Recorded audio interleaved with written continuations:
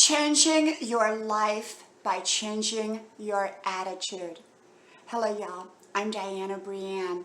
I got to thinking about people who are just not satisfied with their lives and people who love their lives. And so when I look at the two different kinds of people, I often ask what sets them apart. And it always comes back to the same thing, their attitude. And their attitude starts with themselves.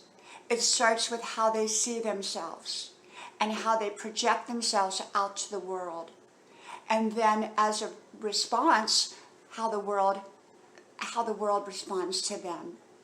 And often people think it has to do with monetary success or fame, fortune, degrees. And yet some of the happiest people, some of the most successful people that I have met along the way had none of that. And yet they were very, very happy people. Because remember what true happiness is. True happiness is being happy. If you're happy, you're successful. True success is being happy. And so when I look at people, I say, are they really happy or are they unhappy? And what makes a happy person happy and truly successful? And it really does start with how they see themselves. Because how we see ourselves is how we see the world around us and how we set up the world around us. I know one woman who is kind of what I call a cold fish. And she really doesn't have many friends. Now, she can have a lot of friends. She has the ability to have a lot of friends. But she keeps people at a distance. And some would call her arrogant. I just simply think of her as a cold fish. And yet the person that it affects the most is herself. She doesn't have many friends as a result. And I know other people that are very warm, very outgoing, very friendly, and to a large degree, very, very transparent. I truly believe that the more transparent in the right way that we can become, often the more people will be drawn to us. The wrong people for our lives will often push away, and the right people will enter. Now remember, just because someone wants to enter our lives does not necessarily mean that they're right for our lives. So we have to be selective about who we let into our lives and who we don't let into our lives. And not all people belong up close and personal. We can be nice to just about everybody, and yet not everybody belongs up close and personal. And so we have to be selective. But it all comes back to our self-perception. How we see ourselves is how we see the world, how we project out to the world, and in turn, how the world responds to what we project out. If we project arrogance, if we project insecurity, if we're not comfortable with ourselves, often that's the way the world sees us. And yet we've seen people, at least I've seen people that walk into a room and they just light up that room. They're not trying to take over the room. It's just who they are. They light up that room. And they have a presence about them. It's not arrogance, it's self-confidence. And self-confidence often is quiet. And I don't mean that they don't talk.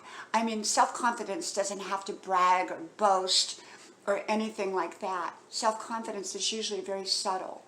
And you can feel it though. You can feel it when it enters the room. The way a person moves, the way a person talks. When I go out, I extend myself to people. Now, is everybody receptive back? I would say most of the time people are, but there's occasionally someone who's not receptive back. And I think people that are not receptive back are often insecure people, or people that are very guarded, and that's okay. That's okay. I mean, if people want to be guarded, if you don't know someone. But I know when I go somewhere, I tend to work the room, but in a very positive way. That means I go up to people, I talk, I say something positive, I open up a conversation, I'm warm, I'm friendly. If they want to be receptive back, that's great. If not, I move on. And I don't get caught up into like, well, maybe they won't like me, or what if they don't like me, what if they don't respond the way and want to be a friend or want to get to talk more. I don't let that bother me. I just move on. And 9 times out of 10, I find that people are very, very positively responsive, because often people feel insecure about going up to other people. Last night, someone had approached us, and they recognized me, and they came up to us and introduced themselves, and I immediately went over to talk to the wife. You know, I felt that that was my place to get up now, because the husband had already come over and said, "I think I know who you are." And so I went over and we had a wonderful, amazing conversation. It was just wonderful, and a new friendship. And so he had kind of opened that up by coming over, and his self-confidence. And I had gone over to speak with her, and she was so open. There again, it was her self-confidence. How she saw herself was so positive. So how we see ourselves, our attitude about ourselves, is how often other people will see us. And even if other people don't respond in a positive way, that usually has to do with them. If we're being positive, if we have a positive self-image, if we are projecting out kindness, niceness, a great attitude. Okay, so successful people start with a great attitude. From my house to yours, may God bless you. I hope you like, share, subscribe, and I hope to talk to you soon again. Bye-bye.